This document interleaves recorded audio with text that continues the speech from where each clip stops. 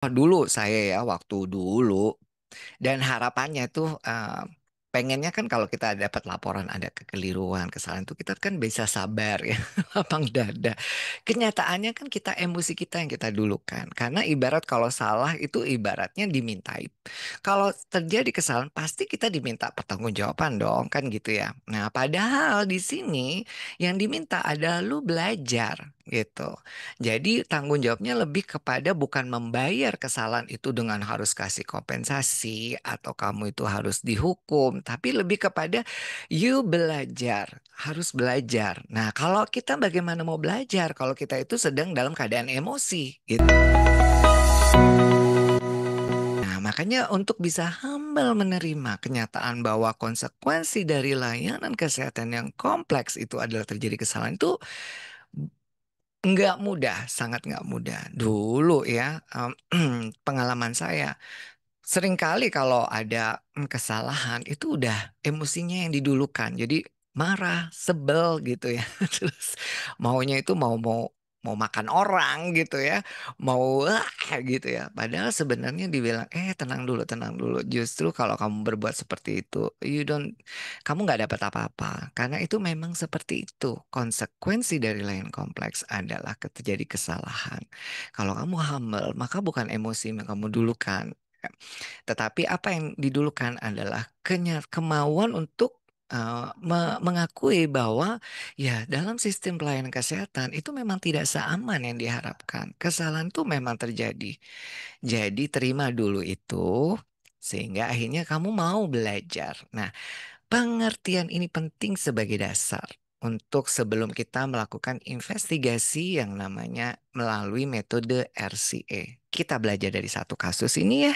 Mari kita coba lihat. Mudah-mudahan Bapak Ibu bisa memperhatikan kasus yang satu ini dengan seksama dan nanti karena saya akan banyak tanya tentang kasus ini. Oke, kita mulai.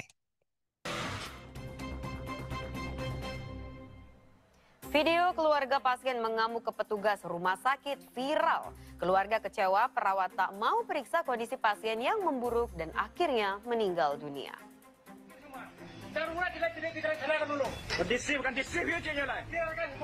Video keluarga pasien mengamuk kepada petugas rumah sakit M. Jamil Padang viral. Pada video yang berdurasi hampir selama 30 menit ini, petugas rumah sakit menolak memeriksa pasien karena sedang pergantian shift atau giliran kerja. Padahal pasien bernama Yuliarni, 64 tahun, tengah menjalani perawatan di ruangan perawatan khusus bedah RSUP M. Jamil Padang pasca operasi luka bakar dan amputasi jari kaki kiri. Apalagi sejak dirawat 13 Oktober lalu, kondisi pasien terus dipantau tim dokter rumah sakit. Akhirnya, pasien Yuliarni dinyatakan meninggal dunia dan dibawa oleh pihak keluarga untuk dimakamkan. Terkait beredarnya video viral lambatnya penanganan pasien, pihak rumah sakit pun telah mendatangi langsung rumah duka dan bertemu langsung dengan perwakilan keluarga pasien. Sebenarnya kalau di hasil itu kan sudah ada SOP-nya atau SPO. Nah, di hasil itu pasti ada orang terus yang mengawasi. Nah, itu salah satunya. Nah, pergantian shift ini tentu ini yang kita telusuri, sebenarnya nggak ada dengan pergantian shift ini menelantarkan pasien, apalagi di ICU itu harus dijaga secara baik. Kasus dugaan adanya kelalaian dari petugas rumah sakit M. Jamil Padang ini tengah diusut. Nantinya apabila kedapatan adanya kelalaian dari petugas, pihak rumah sakit akan memberikan sanksi kepada petugas yang berdinas saat itu. Rio Maiputra melaporkan untuk NET. Saya kasih resume dari apa yang kita sama-sama tonton ya. Lokasinya di HCU, kayaknya nggak mungkin di ICU karena kalau di ICU nggak mungkin banyak keluarga pasien ngumpul tumplok blok kayak gitu ya. Nah, dia bilang di HCU ya. Diagnosanya pasien post debris demam, luka bakar sedikit dan amputasi jari kaki ya. Nah, jadi ini contoh ya. Nah, dari hasil asumsi saya melihat di video tadi. Keluarga pasien tidak terima kalau kita sama-sama dengar karena petugas tidak menghiraukan pasien untuk diperiksa ya dengan alasan sedang pergantian shift. Jadi sekali lagi kok nggak marah?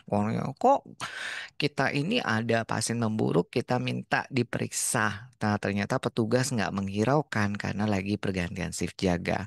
Menurut mereka, hal tersebut yang menyebabkan pasien meninggal dunia. Dilanjut bahwa keluarga pasien dan pihak rumah sakit akhirnya alhamdulillah sepakat untuk berdamai. Ya, ini namanya nego mediasi. Kalau ada istilahnya sengketa medik ini, tetapi di situ digarisbawahi bahwa pihak rumah sakit juga akan memberikan sanksi kepada petugas yang terbukti lalai. Jadi tadi dibilang kalau nanti hasil investigasi terbukti ada yang lalai, maka akan dikasihkan sanksi dan itu disampaikan di media. Oke. Nah, ini yang saya bilang, oh ternyata yang mana yang didahulukan nih? Proses pembelajarannya atau sanksinya, ya kan? Nah, itu tadi saya bilang sampai sekarang memang mudah diucapin tapi susah untuk disampaikan ya, dilakukan. Jadi tadi kita sama-sama tahu, oh ternyata yang mana didahulukan proses pembelajarannya atau kasih sanksinya dulu. Oh, kasih sanksi dulu di depan. Oke, kalau sudah begitu nanti niat investigasinya bisa saja berbeda. Karena nanti kalau disuruh investigasi pasti niatnya siapa yang bersalah kasih hukuman. Berbeda sama apa yang salah. Itu apa yang perlu diperbaiki itu beda. Beda sekali. Nah ini ya, sekali lagi mudah diucapkan, sulit dilaksanakan. Even untuk orang-orang yang kelihatannya seperti, wah udah jadi pejabat di rumah sakit yang besar sekalipun, udah usia matang sekalipun, ternyata memang masih sulit. Apalagi usia-usia muda seperti saya, yang penuh gairah remaja ini, bisa bawa nyerah gitu ya. Mau makan orang kalau misalnya ada insiden keselamatan pasien. Ya sekarang nih Bapak Ibu tadi kan dilihat nih dokter tadi ya dibilang sudah berdamai, kami akan investigasi. Ya, ceritanya nih Bapak Ibu ditugaskan oleh direktur rumah sakit tadi itu investigasi. Nah, nanti kalau ketemu siapa yang berbuat lalai akan kami sanksi. Nah, kemudian dia bilang, Bapak Ibu, misalnya Bapak Ibu yang ditugasin oleh direktur rumah sakit yang tadi itu untuk melakukan investigasi. Menurut Bapak Ibu, apa tujuan dari investigasi itu? Silakan tulis di kolom chat waktunya 20 detik.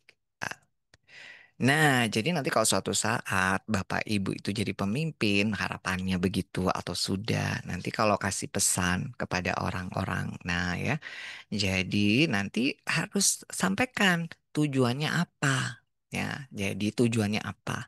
Karena dari tujuan itu kebaca niatnya kita itu mau apa. Ya, jadi nanti kalau Bapak Ibu sudah dapat tadi pengantar dari awal sampai akhir, kalau nanti suatu saat jadi pemimpin atau dimintai untuk investigasi, Anda harus tahu dulu tujuannya apa. Adalah mencari siapa yang bersalah. Sekali lagi, siapa tuh yang salah? Kasih sanksi. Maka nggak perlu melakukan RCA. Nggak perlu. Sekali lagi nggak usah. Oh, tujuannya untuk mencari siapa yang salah. Nggak perlu Anda RCA. Udah langsung aja kumpulin. Siapa yang jaga tadi? Ya, pada hari itu, jam itu, ya udah itu aja dihukum semua. Ya, nggak usah pakai RCA gitu ya. Jadi makanya kalau Anda diminta direktur, Pak Direktur tujuannya apa? Cari siapa yang salah gitu. Pak Direktur, kalau saya nggak perlu, nggak, kalau cuma cari siapa yang salah, oke, mungkin saya akan ambil ya siapa yang jaga shift itu saat itu, siapa yang operan saat itu, saya ajukan semua. Ini semua yang salah gitu. Biar nanti, nggak perlu investigasi. Gampang, segampang itu. Sekali lagi, segampang itu. Ingat ya, semudah itu. Nah, jadi kalau misalkan sekali lagi saya sampaikan ilmu RCA ini nggak akan berguna kalau Anda mau cari siapa yang salah. Ya, jadi nggak perlu lakukan RCA.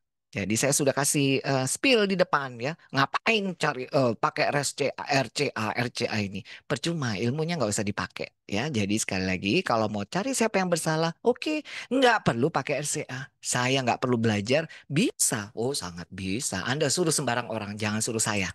Sembarang orang silakan ya. Bisa, gampang. Nanti saya kasih ini siapa yang jaga, minta aja siapa shift-shift ada saat itu langsung aja ketemu.